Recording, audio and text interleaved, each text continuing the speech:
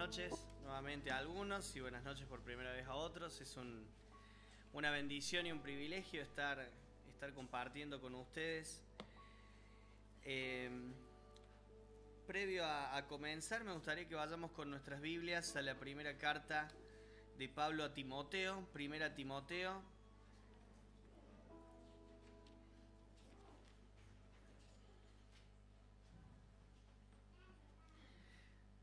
Capítulo 1, versos 1 y 2. Pablo, apóstol de Jesucristo, por mandato de Dios nuestro Salvador y del Señor Jesucristo nuestra esperanza, a Timoteo, verdadero hijo en la fe, gracia, misericordia y paz de nuestro Padre y de Cristo Jesús nuestro Señor. ¿Por qué me tomé el tiempo de que empecemos leyendo estos dos versículos? La palabra de Dios es maravillosa y una de las cosas maravillosas que tiene es esto de que, gracias hermano, ha sido inspirada por el Espíritu Santo, lo que implica que tiene un único autor divino que es Dios, pero Dios hizo uso de aproximadamente 40 personas distintas que vivieron en distintos contextos y en distintos tiempos y no atentó en ningún momento la inspiración divina con la personalidad de cada uno de estos siervos, incluso muchas veces con la cuestión, vamos a decirlo así, la parte humana del texto. Las cartas de Pablo a Timoteo son cartas muy especiales porque son las cartas de un padre a un hijo, prácticamente. Timoteo a muy temprana edad, entre los 13 y 15 años, comenzó a viajar con Pablo y Timoteo se convirtió en un hijo en la fe para Pablo. Pablo, ya avanzado en edad y avanzado en el ministerio, confiaba mucho en Timoteo y su vínculo y sus consejos cobran mucha relevancia y son muy importantes. Cuando vos te acercás a tu hijo a brindarle consejos, a brindarle palabras, sabés que lo haces con la mejor de las intenciones y buscás, en especial si vos tenés cierta, podríamos decir, estás limitado en el contenido y en el tiempo que vos podés invertir en compartirle el consejo, vas a enfocarte en lo más relevante y lo más importante.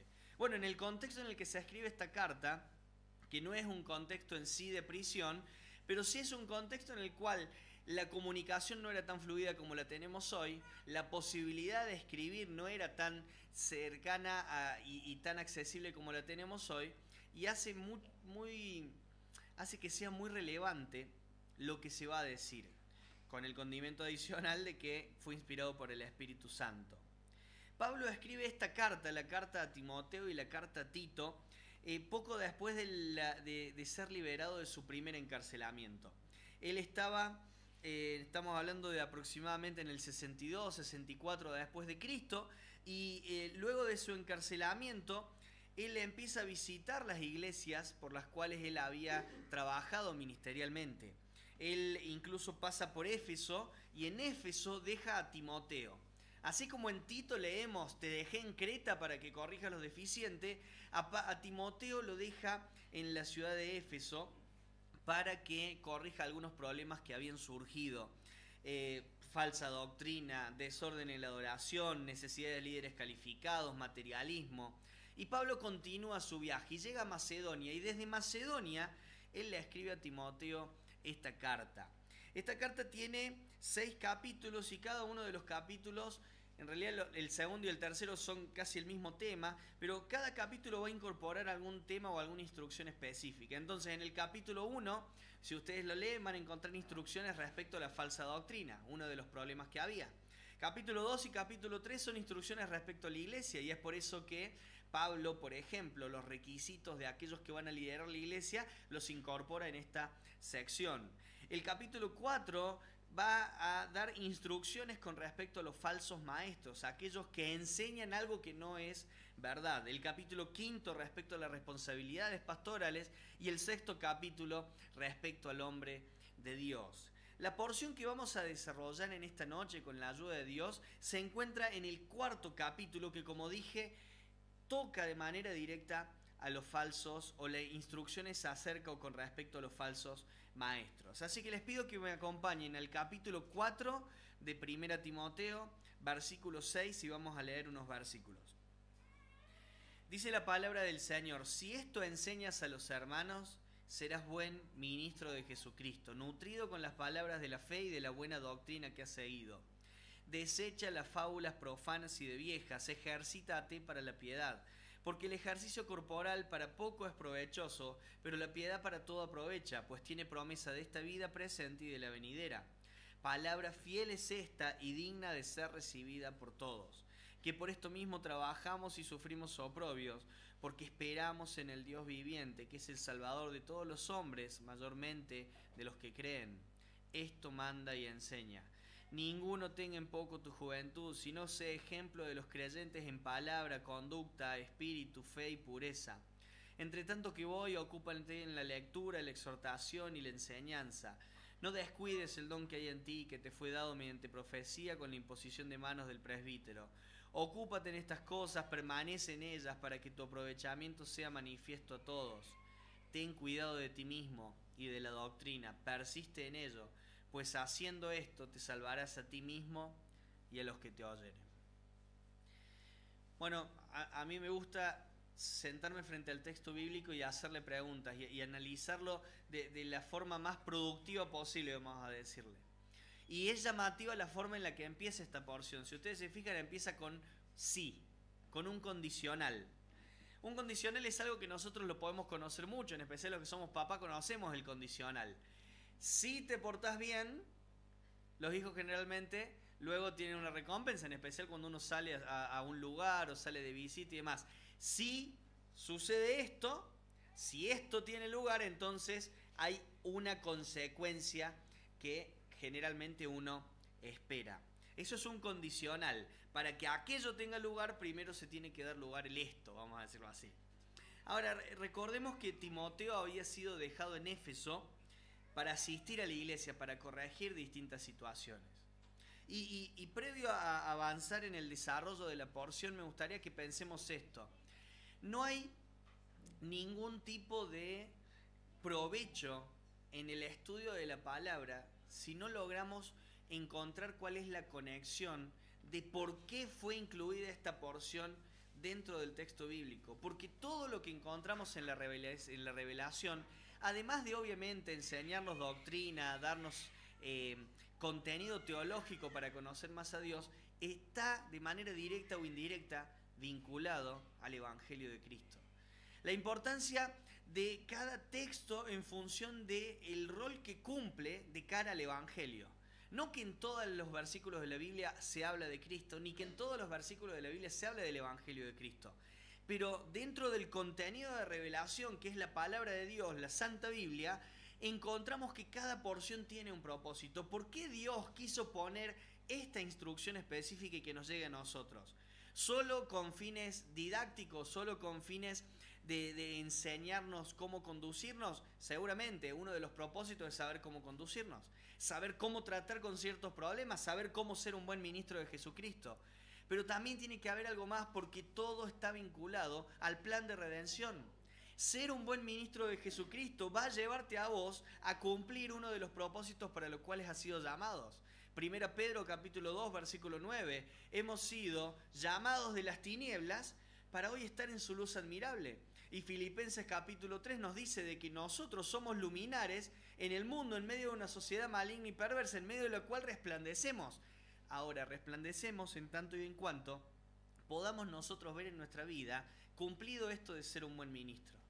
¿Cómo vinculo lo que vamos a desarrollar con el Evangelio? Bueno, esto va a permitir que vos y yo podamos tener un impacto positivo en las personas que nos rodean. Va a permitir que al momento de compartir, al momento de evangelizar, al momento de hablar de la cruz de Cristo, realmente ese mensaje cobre relevancia, porque no es solo un mensaje que lo compartimos desde la teoría, desde el conocimiento teórico, sino que lo compartimos desde una vivencia práctica. Hermanos, en esta noche hay alguien en este lugar que no conoce a Cristo y es importante que sepa que Cristo es lo mejor que puede pasarle, pero no solo porque el contenido teórico de lo que yo predique lo dice, sino porque yo lo vivo, porque yo lo experimento, porque vos lo experimentás, porque realmente en nuestra vida, sin Cristo, no éramos nada y hoy podemos decir que tenemos esperanza de vida. La redención que se obtiene en Cristo, redención que solo lo obtenemos por los méritos de la cruz de Cristo, los méritos de nuestro Redentor, es un regalo maravilloso. Y es importante que lo apreciemos nosotros para que cuando le compartamos a alguien lo que decimos que es un regalo precioso se note. Recordemos entonces, Timoteo estaba corrigiendo lo deficiente, así como Tito en Creta. Y entre las deficiencias que había, nos encontramos con una iglesia en Éfeso que no deja de ser iglesia porque tenga deficiencias, eso es importante aclararlo, sino que necesita corrección. Y entre las instrucciones que va a dar, Pablo a Timoteo le instruye sobre cómo ser un buen ministro. Ahora, ¿por qué buscar ser un buen ministro del Señor? Es una pregunta que nos podríamos hacer. Bueno, en parte ya lo dije. Me gustaría citar a Charles Ryrie en esto. El terrible precio de compra que fue la misma vida del Hijo de Dios debe darnos grandes motivos para que cada uno de nosotros desee vivamente entregar al Señor esa libertad que nos compró con su muerte. Recién vimos el impacto positivo que puede tener una vida que busca la santidad en el testimonio de cara a los inconversos. Pero ahora veamos cuál debería ser una respuesta lógica al amor que se derramó por nosotros, al amor que se manifestó por cada uno de nosotros en ese sacrificio tremendo en la cruz del Calvario. La salvación que nosotros hemos obtenido en Cristo, el precio altísimo que se pagó, ese terrible momento en la cruz del Calvario, debería ser motivo más que suficiente para que cada uno de nosotros esté dispuesto a decir que esta libertad que tenemos en Cristo se la entregamos a Él y nos sometemos a Él. Por eso, entre muchas otras cosas que seguramente ustedes pueden decir, es importante buscar ser un buen ministro. Ahora, ¿qué caracteriza un buen ministro de Jesucristo? Arrancamos con los condicionales, recuerdan en el texto 6. Si esto enseñas a los hermanos, serás un buen ministro de Jesucristo. ¿Qué es lo que caracteriza a un buen ministro de Jesucristo? Está nutrido con las palabras de la fe y de la buena doctrina que ha seguido, le habla Pablo a Timoteo, vamos a decir nosotros que hemos seguido, nutridos de las palabras de la fe y de la buena doctrina. Entonces viene la pregunta. Sepan que la mejor forma de aprender el texto es preguntarle al texto y ver si el texto te responde. La palabra de Dios nos dice, ¿qué debemos enseñar y cómo debemos enseñar? Fíjense el condicional. Si esto enseñas, serás un buen discípulo. Bueno, ¿qué debo enseñar? Pablo, ¿qué es lo que me querés decir con esto? ¿Qué le dijiste a Timoteo? Dios, ¿por qué movilizaste a Pablo a dejarnos estas líneas? Y no solo qué debo enseñar, ¿cómo debo hacerlo? La respuesta a los dos interrogantes no se hace esperar, sino que inmediatamente después llega a través de dos mandatos, uno positivo y uno negativo. En realidad inicia con el negativo.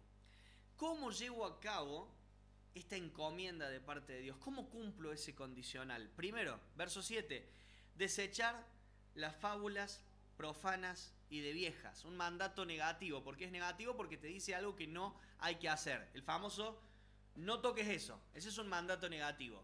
Distinto de, hace tal cosa. Ese es un mandato positivo. En este caso, arranca con un mandato negativo. Hay muchas mentiras circulando en el mundo.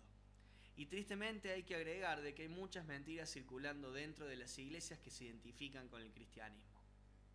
Lamentablemente, hoy la mentira ha invadido los templos cristianos. Y es momento en que nos esforcemos cada vez más en conocer la verdad, para que realmente la mentira salga a la luz con el ánimo de corregir, con el ánimo de crecer y con el ánimo de defender la verdad, que en última instancia la verdad es Cristo. Toda mentira que se comparta desde este lugar atenta de manera directa contra la deidad, y eso no debemos permitirlo. Carballosa en uno de sus libros dice: en nuestros días la batalla teológica respecto a la cuestión de quién es Jesucristo continúa con gran furor. Y esto lo dijo hace poquito, o sea, imagínense, Si hay una batalla teológica en el ámbito académico respecto a quién es Jesucristo, dentro de los que se identifican cristianos, imagínate cuando incorporás y empezás a hablar de otras filosofías y otros pensamientos y otras enseñanzas.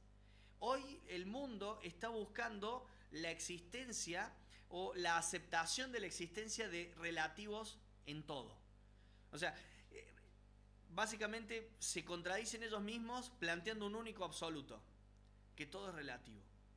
Es increíble la inconsistencia de esto. Pero es lo que hoy sucede. Tu verdad es buena, tu verdad te sirve, tu verdad es válida, la mía también. Convivamos juntos en armonía. No digo que tenemos que salir a pelear con la gente, para nada. Dios nos llamó a estar en paz con todos mientras esté a nuestro alcance. Lo que sí es cierto es que no hay dos verdades. Jesucristo dijo, yo soy el camino, yo soy la verdad, yo soy la vida. Si vos en esta noche estás en este lugar y querés saber cuál es el único camino a la reconciliación con Dios, es Cristo y no hay otra verdad. Y no cualquier Cristo, no el Cristo que presenta el mormón, no el Cristo que presenta el testigo de Jehová, ni siquiera el Cristo que te presenta el Islam a través de ese nombre que le ponen Isa. El Jesús de la Biblia, el Cristo de la palabra de Dios, el Cristo que se reveló a nosotros a través de las Escrituras, el Cristo que nos redimió, es el único camino y la única verdad. ¿Cuál es la palabra que usa Pablo aquí para este mandato negativo? Desecha. Es fuerte, desechar. ¿Qué desechamos nosotros en nuestra casa? En casa siempre hay peleas sobre eso. Romy me dice, ¿sacaste la basura? Le digo que sí. Proyectando en mi mente hacerlo al otro día, y al otro día me olvido, y bueno, llegan los mensajitos al mediodía de cuando Romy se da cuenta de que la basura está escondida por ahí. Pero ¿qué pasa? ¿Desechamos qué? La basura. Toda doctrina que no sea la verdad no es más que eso. Y no digo de que por una cuestión de conocimiento, cultura y hasta muchas veces de diálogo, desde lo que sería la defensa de la fe, la apologética, uno pueda profundizar en el conocimiento de ciertas corrientes de pensamiento para poder sembrar el terreno y poder preparar y disponer los oídos para escuchar, porque la fe viene por el oír. Yo no digo eso. Pero a mí lo que me preocupa es de que tenemos creyentes invirtiendo muchísimo tiempo en mentiras, pero no son capaces de dedicar un tiempo devocional diario, constante, frecuente y regular con la palabra de Dios. Entonces nos encontramos con personas que conocen muchísimo de la cultura de hoy, que conocen muchísimo de la música, que conocen muchísimo de religiones, conocen muchísimo de posiciones, conocen hasta de los mitos que están surgiendo, de las cosas que salen, y te van a hablar de terraplanismo y de Anunnakis, de un montón de burradas, pero no te van a poder defender la verdad de que Cristo es Dios desde las Escrituras, porque pasan más tiempo con otras cosas. Y de vuelta, acá hay un mandato claro, desechar. Y luego está el mandato positivo, ejercítate para la piedad. Desechá aquello que no suma, desechá aquello que no te va a edificar.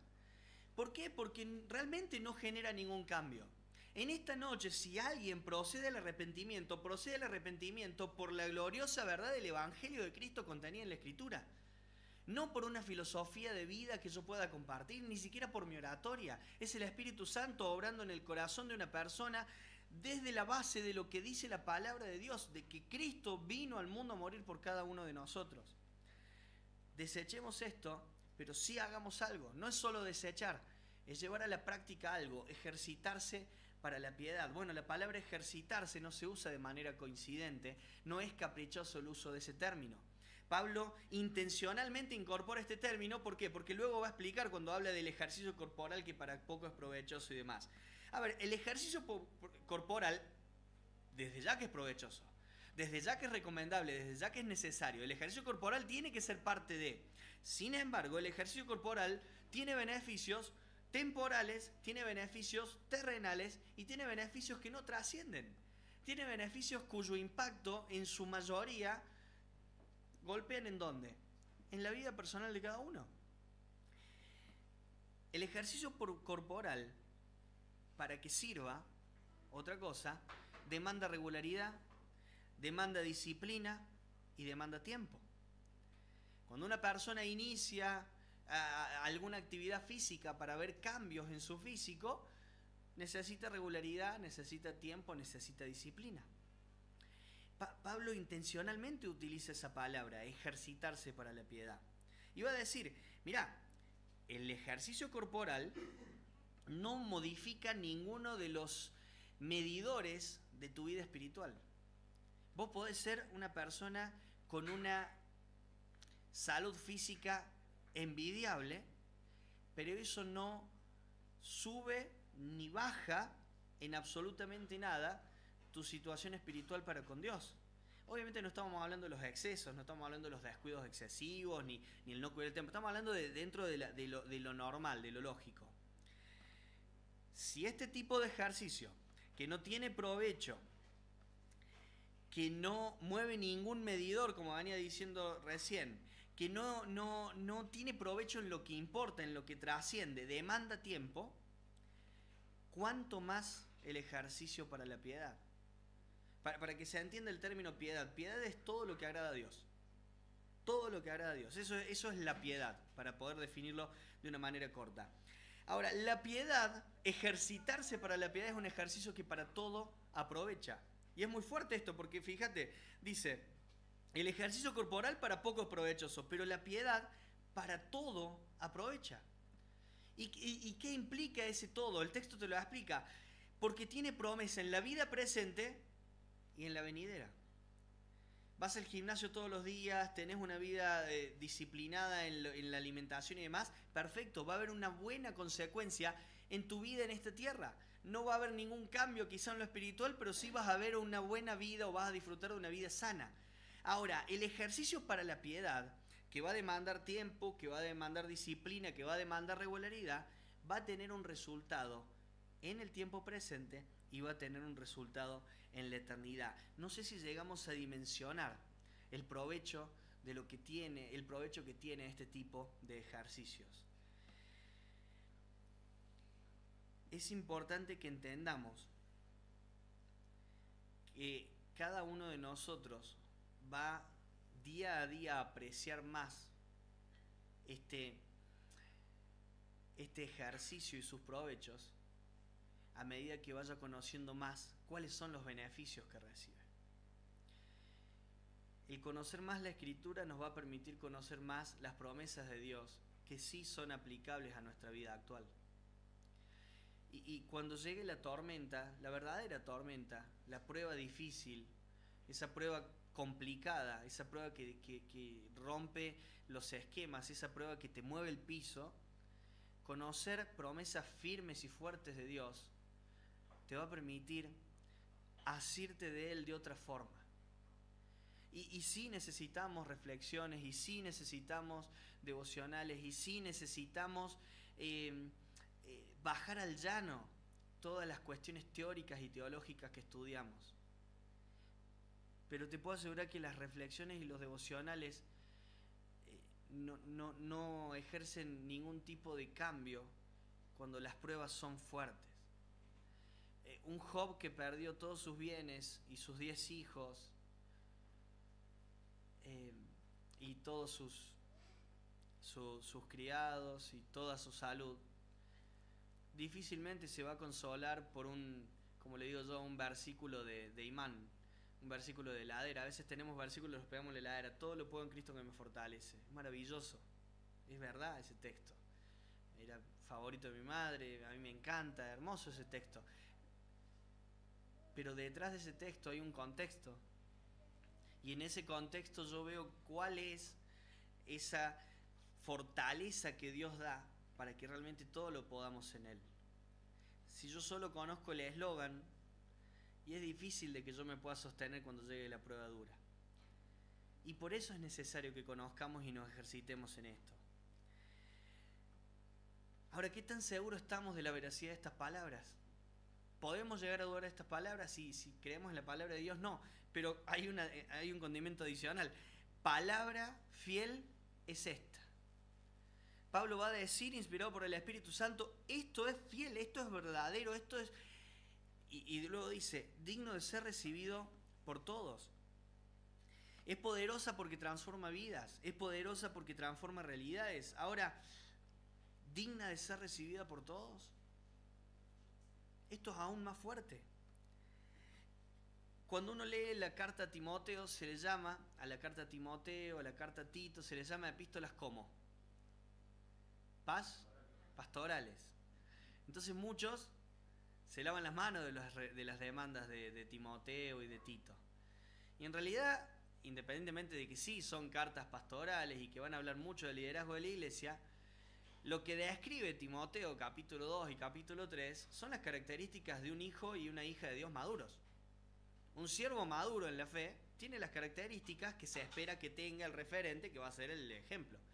Pero es lo que se espera de todos.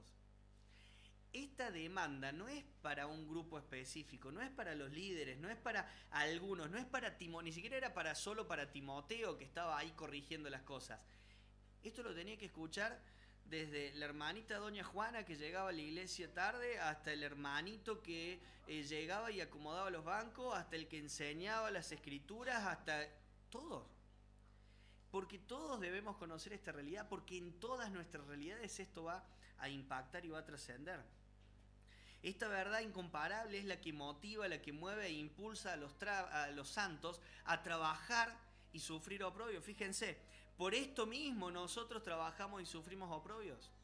Son estas promesas que se cumplen en el tiempo presente y en lo venidero, los resultados maravillosos de ser un buen ministro de Jesucristo, los que nos motiva a cada uno de nosotros a poder avanzar y trabajar y muchas veces sufrir oprobio. ¿Y por qué lo hacemos? Porque nosotros tenemos algo que el mundo no tiene, algo que el mundo adolece, algo que en esta noche quisiera compartirte a vos si no conoces a Cristo. Tenemos esperanza. Tengo esperanza de encontrarme con el Señor. Tengo esperanza de que Dios, que es mi todo, me está esperando en la eternidad. Tengo esperanza de que Él me redimió y que la obra que comenzó, Él va a ser fiel en completarla hasta el fin. Tengo esperanza que aun si pierdo todo lo que tengo acá, lo que recibiré es aún mayor y es superior, es especial. Esa esperanza que yo tengo es la que necesitamos compartir cada uno de nosotros. Necesitamos apreciar. Ahora, recordemos lo expresado un poco más atrás. El ejercicio de y para la piedad tiene promesa para esta vida y para la venidera. Esta esperanza se menciona en el texto 10 y está directamente vinculada con el versículo 8. Vamos a repasar la pregunta con la que comenzamos el análisis. ¿Qué es lo que debo enseñar y cómo debo hacerlo? El contenido del texto 11 nos dice, esto manda y enseña. Fuerte, otra vez una orden. Y yo te hago una pregunta, ¿querés ser de bendición para tu hermano?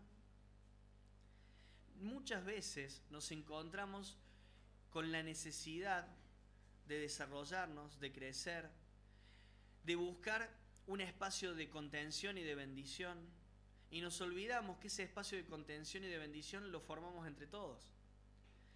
Y lo que yo espero poder recibir de mis hermanos, soy el primero que tiene que darlo. Si a mí me gusta siempre hacer este cálculo, que yo le digo el cálculo matemático de la vida cristiana en comunión. Si todos en la iglesia venimos a brindar, venimos a dar, venimos a compartir, por cada miembro que haya acá en este lugar, vamos a encontrar un montón de personas dispuestas a compartir con él.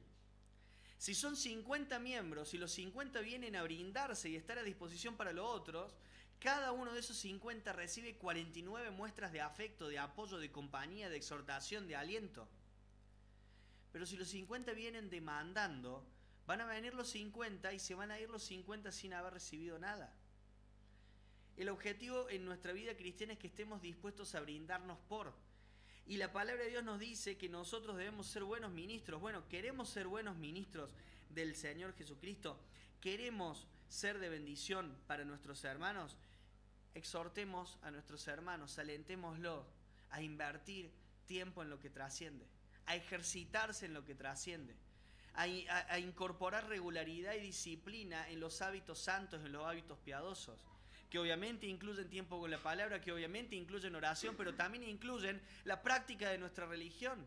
Una religión pura y sin mácula que incorpora acciones buenas, acciones bondadosas, acciones que van de la mano de la comunión que tenemos unos con otros. No puede faltarle a mi hermano algo que a mí me sobra, dijimos hace un tiempo en esta plataforma. No le puede faltar a mi hermano algo que a mí me sobra. Yo estoy disponible y dispuesto para mis hermanos. Estoy dispuesto a brindarme a ellos. Seguimos, el texto 2. El texto 12 comienza con una frase que muchas veces se ha usado a lo largo de los años. Yo la he escuchado mucho y se escucha mucho, en especial en los círculos de la juventud. Ninguno tenga en poco tu juventud. Palabra que le dice Pablo a Timoteo. Bueno, este mandato ataca un problema específico, ¿sí? Que no necesariamente a todos nos sucede. Recordemos el contexto. Timoteo había sido dejado en Éfeso para corregir ciertos problemas que tenía esa iglesia. Timoteo, para el tiempo en el cual él estaba viviendo, era una persona joven. Tenía aproximadamente 35, 40 años, lo que no digo que no sea joven hoy, pero hoy una persona de 35, 40, consideramos su opinión como la de alguien adulto. En tiempos del primer siglo, a los 35, 40 todavía la opinión de una persona no era tan considerada como la de alguien de mucha más edad. Entonces Timoteo se encontraba en una iglesia en la que a veces tenía que corregir personas de su edad o más chicas, pero en otros momentos tenía que corregir personas mayores. Y eso era dificultoso. Y el problema específico que tenía Timoteo era que podía ser su juventud una traba, un condicionante. Y Pablo le va a decir a él específicamente. ¿Y por qué aclaro a él específicamente? Porque a veces nos apropiamos de esto, en especial los jóvenes, como si fuera para toda la juventud. No, a Timoteo le pasó en ese contexto. Ninguno tenga en poco tu juventud, Timoteo. Si estás en un contexto similar al de Timoteo, te lo tomo. Pero hasta que nos pase eso, esto era para él. Ahora, por detrás de esto siempre hay un principio, hay una realidad y vamos a tratar de encontrarla. Timoteo era joven, posiblemente muchos de los que debían ser corregidos eran mayores, y en los tiempos de Timoteo su edad no le jugaba a favor. ¿Qué es lo que le iba a colaborar para que ninguno tenga en poco su juventud? Pablo le va a decir, sé ejemplo. Claro, los jóvenes a veces tomamos la primera parte. Ninguno tenga en poco nuestra juventud. Pero no son ejemplo de nada. Él generalizando, no estoy hablando de todos los jóvenes, pero ¿qué pasa? ¿Querés que tu juventud sea tenida en cuenta? ¿Querés que tu opinión sea válida? ¿Querés que los referentes te escuchen? ¿Querés que los cambios que propones puedan llevarse a cabo? Bueno, que se vea una vida transformada. Que se vea la vida de un buen ministro. Y entonces ya no va a importar que tengas 20 o que tengas 50. Si sos un buen ministro del Señor, que viene a brindarse, que viene a dar, que alienta, que invierte, que se ejercita en la piedad, vos vas a ver de que ninguno va a tener en poco tu juventud. Porque Dios se va a encargar de que eso suceda. Sé ejemplo en qué. Y fíjense, palabra, conducta, amor. Voy a saltarme a espíritu y voy a decir fe y pureza. Espíritu no sale en la mayoría de los manuscritos. Esa palabrita no está. Palabra, conducta, amor, fe y pureza. Y automáticamente yo recordé un texto en Lucas capítulo 2, verso 52, que dice que Jesús crecía en sabiduría, en estatura, en gracia para con Dios y los hombres, y gracia para con los hombres. La sabiduría incorpora conocimiento, la idea del conocimiento, o sea que crecía en el conocimiento y en la aplicación de ese conocimiento. Cuando dice que Cristo crecía en estatura, no solamente habla del tamaño físico, sino que maduraba. Eso también incorpora el texto. El texto apunta, cuando habla de Cristo, de que Jesús maduraba. ¿Vos querés ser seguidor de Cristo, joven? Bueno, madurá. Eso es lo que espera Dios de alguien que sigue a Cristo, joven y adulto, que maduremos. Jesucristo, cuando dice que crecía en estatura, era que en función de cada edad iba respondiendo conforme a la edad que tenía y conforme a las responsabilidades que tenía. Crecía en gracia para con Dios y gracia para con los hombres. Fíjense este texto cómo es tan similar a la instrucción de Pablo a Timoteo. Pablo le va a decir a Timoteo, crece como crecía Cristo. Porque si ustedes ponen un paralelo en los dos textos, cuando le dice que crezca en palabra, es lo mismo que ese Cristo que se desarrollaba en sabiduría, en un conocimiento y en un conocimiento aplicado. Cuando le dice que se dé ejemplo en conducta, es lo mismo que ese Jesús que iba madurando y en función de su edad respondía conforme a lo que se esperaba de él. Cuando se habla de gracia para con Dios, es la misma exhortación de Pablo a Timoteo de crecer y de ser ejemplo en amor y en fe. El amor que ofrece el mundo lo podemos encontrar en cualquier parte. El amor que proviene de Dios, ese amor incondicional, que todo lo sufre, que todo lo entrega, que leemos en 1 Corintios 13, solo proviene de Dios. Por eso cuesta tanto ejercitarlo en la práctica, porque proviene de Él y demanda que estemos en comunión con Él. Ni hablar la fe.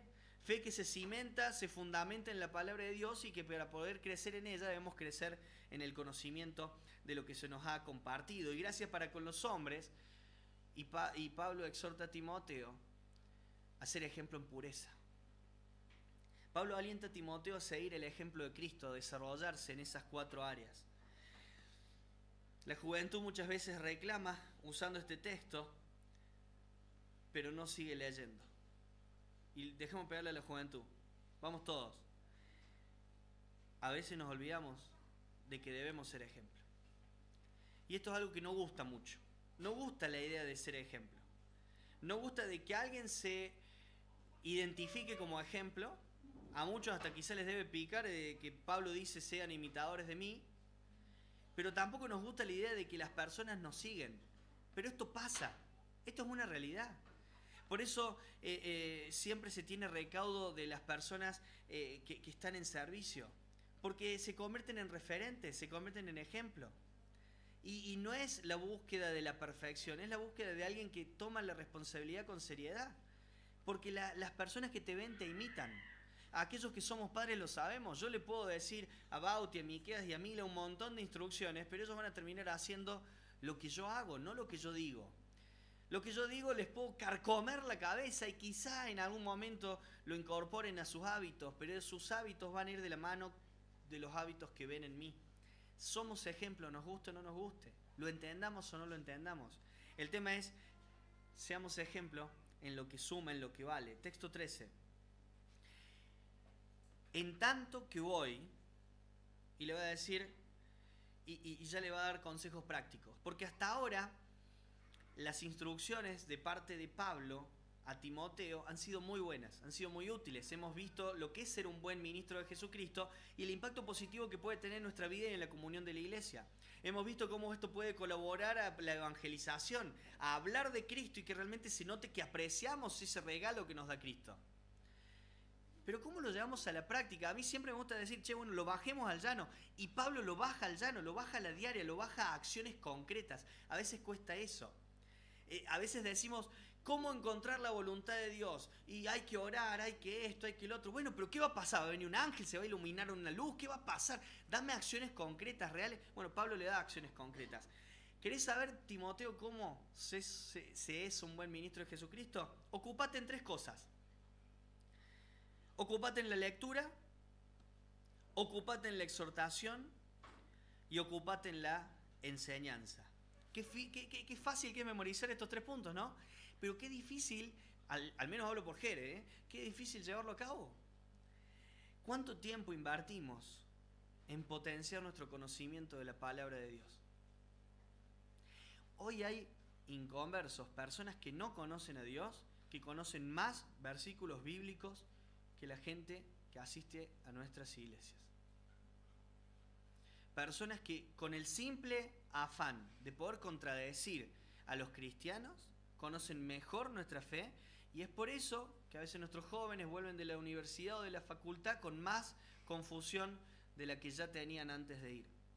Y a veces nosotros en las iglesias no tenemos las respuestas porque tampoco potenciamos nuestro conocimiento y así es como perdemos muchos jóvenes que escuchan de afuera argumentos que parecen sólidos, que sabemos que no lo son, pero no tenemos cómo defender nuestra fe ni cómo rebatirlos, porque tenemos argumentos frágiles y no argumentos firmes que ofrece la Escritura. ¿Cuánto tiempo invertimos en potenciar el conocimiento de la palabra? Se habla mucho de esto y la verdad que creo que jamás deberíamos dejar de alentarnos. ¿Cuánto tiempo disponemos para exhortarnos unos a otros? Y ojo, a veces tenemos como una especie de pensamiento o tomamos la exhortación con una connotación negativa, como si la exhortación sea, lo agarro a Alfredo y... No, la exhortación es, che, Alfred, estudiemos juntos, te está costando. A veces es acompañarlo, a veces es guiarlo, a veces sí es decir, che, esto está mal. Pero otras veces es darte cuenta que quizá algo está mal y en lugar de ir y decírselo, compartamos tiempo juntos. A veces ir a tomar mate con una persona y escucharlo y tratar de buscar el momento para poder brindar un consejo que surja de la palabra Es suficiente exhortación y no hace falta un reto ni una disciplina. Pero, ¿sabés lo que hace falta para que nos exhortemos unos a otros? Lo que nadie tiene hoy, tiempo. Todo gana tu tiempo menos la iglesia de Cristo. Todo, todo. Lo que me nombres, trabajo, escuela, universidad, familia, todo eso está antes que la familia en Cristo. ¿Y sabes por qué me doy cuenta de esto? Porque la mayoría de las iglesias tienen vínculo de culto. Se ven domingo tras domingo porque la mayoría no va a las reuniones de oración. O sea, se ven domingo tras domingo. Y sí se enteran por WhatsApp, sí, viste el mensajito, y a veces la mayoría tiene silenciado el WhatsApp, entonces se enteran de que se rompió la rodilla 2 semanas después. Yo me enteré recién ahora de que le metieron la traba al amigo. Entonces, ¿qué pasa? Tenemos un vínculo de culto, un vínculo casi transaccional. Y entre semana, que es muy difícil alentar a mi hermano y otro, saber en qué lo tengo que alentar. Porque yo muchas veces lo he expresado desde las plataformas. Acá es fácil ser cristiano.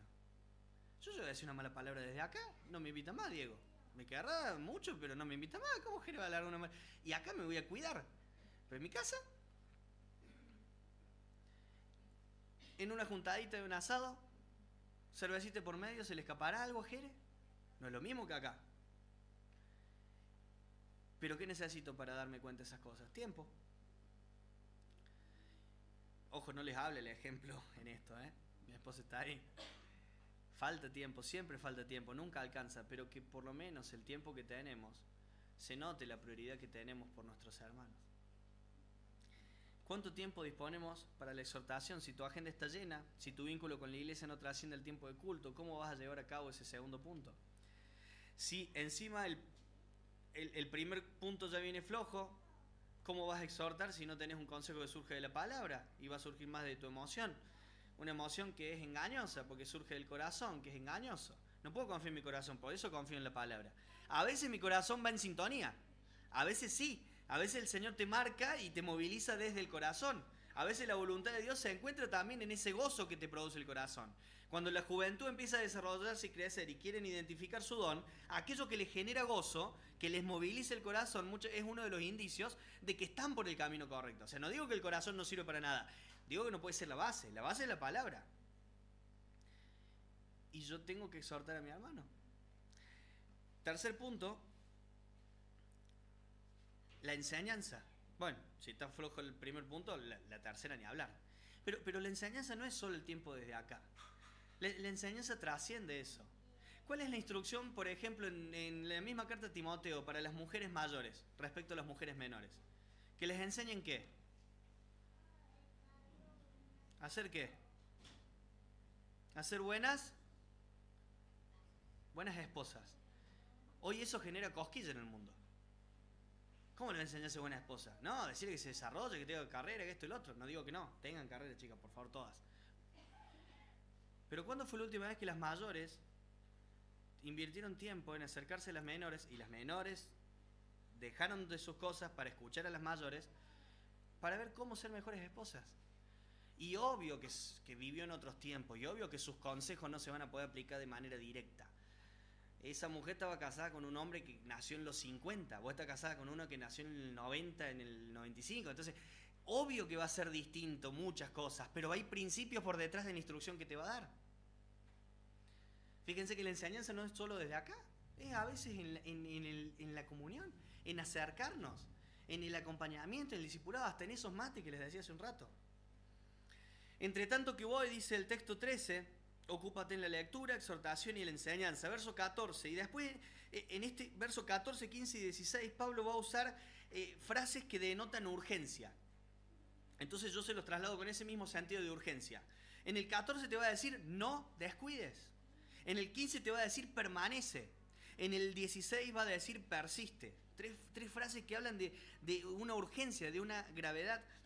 No descuides ¿qué? No descuides el don que hay en ti. Y lo más relevante de esto es que no es por vos, es por la iglesia. Y es por el mundo que necesita conocer a Cristo. Ahora, ¿cómo vas a cuidar algo que no sabes que tenés? ¿Cuántos de los que están acá podrían con certeza y seguridad levantar la mano y decir, Dios me ha dado el don de... Dos puntos. Es para que vos medites en tu corazón. Te puedo asegurar que hay forma de saberlo. Y en términos muy nuestros y términos muy criollos, ¿vos querés saber de qué puede jugar un pibe en la cancha? Sácalo a la cancha. Si adelante hacia aguas y le pega todo menos el arco, quizá lo suyo es la defensa. Si en la defensa lo pasan como nada, pero cada vez que le pega desde lejos cae al arco, mándalo adelante.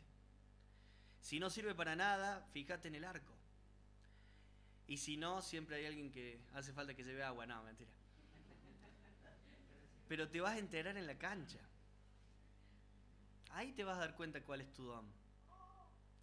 Dios ha dotado a su iglesia con capacidades naturales. Todos tenemos alguna capacidad que nos identifica y caracteriza, pero también sobrenaturales. Y esto lo ha recibido todo hijo de Dios, no solo algunos. Todo hijo de Dios ha recibido un don, una capacidad sobrenatural. Que no es...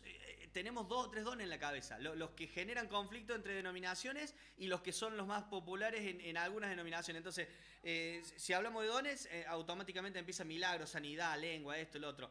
Y si no, enseñanza, pastor. ¿Y qué del don de repartir? ¿Qué del don de misericordia? ¿Qué del don de servicio? Dones que son necesarios porque si no la iglesia no funciona. Che, yo quiero saber de qué manera poder hacer un uso óptimo de los recursos sobrantes de la iglesia para poder bendecir a los hermanos y bendecir a la comunidad. Necesito gente con el don de repartir y con el don de misericordia, que puede identificar esos casos de necesidad y lo va a hacer de manera distinta y especial a como lo puede hacer cualquier otro, que va a ser más analítico, más crítico. Porque va a tener un corazón distinto porque Dios lo hizo así. Pero ¿qué pasa? Nos salimos a la cancha o salimos mal, no conocemos nuestro don o a veces no queremos aceptar de que somos patadura y deberíamos ir en defensa y nos gusta de adelante y pasan las cosas. ¿Qué pasa? Que la iglesia adolece de algo. La iglesia adolece de lo que vos tenés.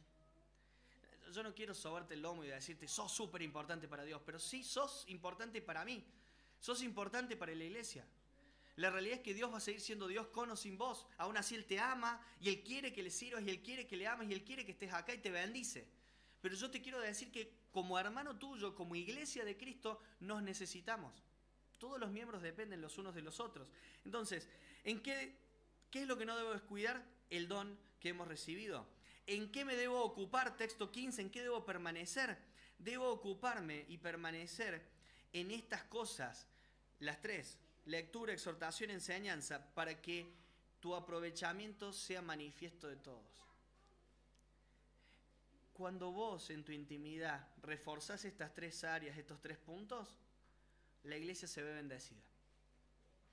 Porque encuentra a alguien que tiene un corazón distinto, encuentra a alguien enseñable, encuentra a alguien dispuesto y encuentra a alguien disponible. Ten cuidado de ti mismo y de la doctrina.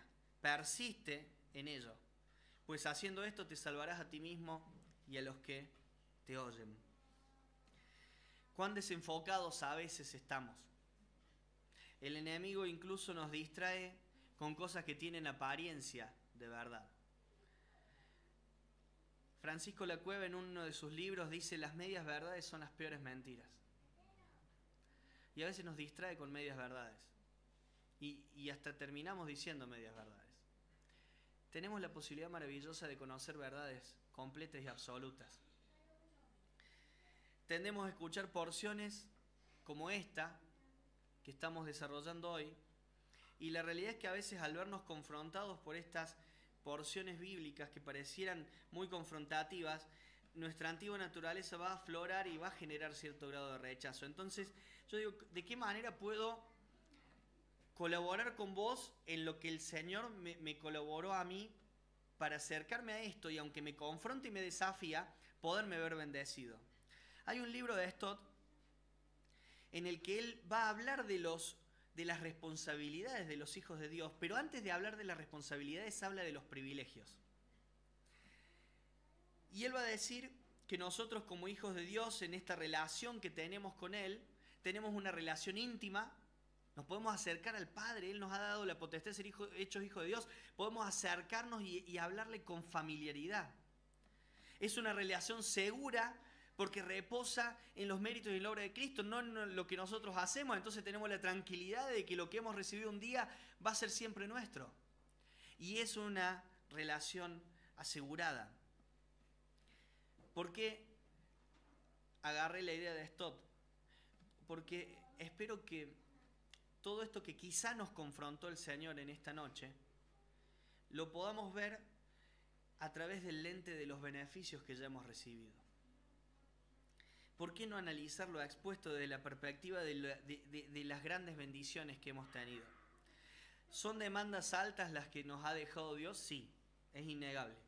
Ahora, cuando vos ponés en perspectiva, anticipando el lugar en el cual hoy ha sido puesto, y recuerdan lo que le dije al principio, 1 Pedro 2:9, hemos sido trasladados de las tinieblas a la luz, ¿cómo no voy a dar respuesta a sus demandas? Mirá dónde estoy, mirá dónde estaba, mirá de dónde me sacó. A los que les gusta ver videitos de TikTok, Facebook y estas cosas, los videos esos de que sacan a alguien de la pobreza y lo ponen en otro lado, ¿cómo responde esa persona al que le dio ese beneficio, ese cambio de vida?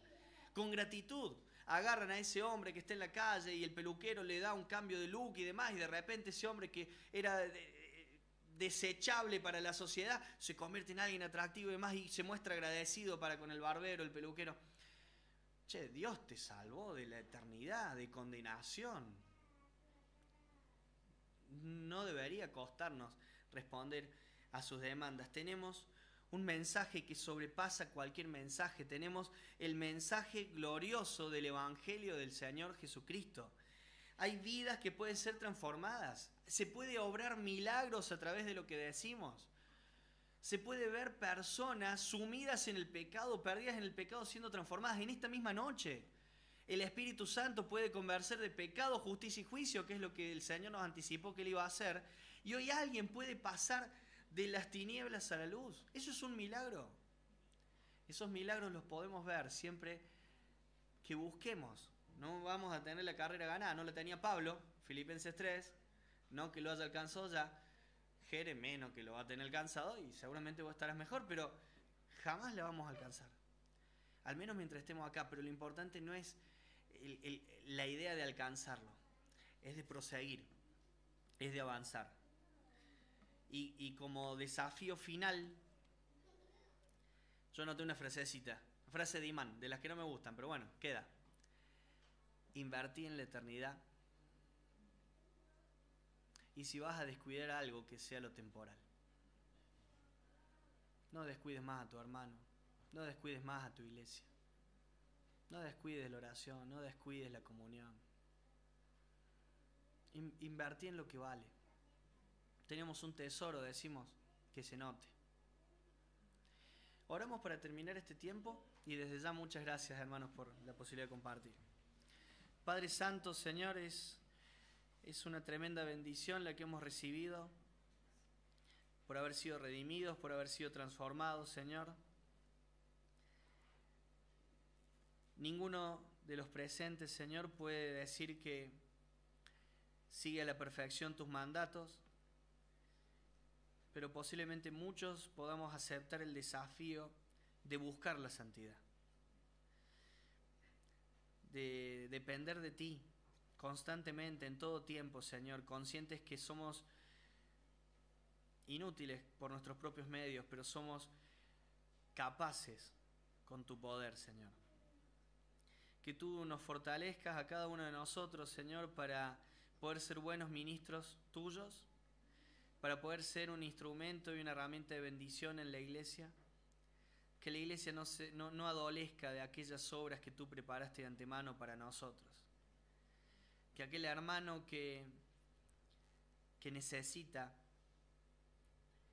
pueda haberse beneficiado de tu provisión a través nuestra. Que aquel pecador que no conoce a Cristo pueda comprender la magnitud del regalo precioso de la salvación a través de la forma especial en la que nosotros apreciamos lo que tú nos has dado. Padre, en esta noche también puede haber personas que no te conozcan a ti, que no conozcan a Cristo, que no tengan tu Santo Espíritu en su vida. Y tu palabra, Señor, puede impactar en sus corazones y hoy puede haber un nuevo nacimiento en este lugar, o más. Padre, que tu palabra realmente impacte en los corazones de aquellos que en esta noche no te conocen y que puedan ser confrontados con su realidad de pecado, pero también con la buena noticia de la salvación que encontramos en Cristo. Bendice a esta iglesia, Señor. Bendice a cada siervo en este lugar. Bendice a los que han venido y a los que no han podido venir. Bendice a cada siervo que está con pilas, alentado, pero también bendice a los que están flaqueando, que están débiles. Que como iglesia puedan estar disponibles y dispuestos los unos con los otros y para los otros, para poder ser luz en este lugar. Bendice a esta iglesia, bendice a sus líderes, bendice a cada siervo, sierva que está trabajando aquí. En el nombre de Cristo Jesús, amén.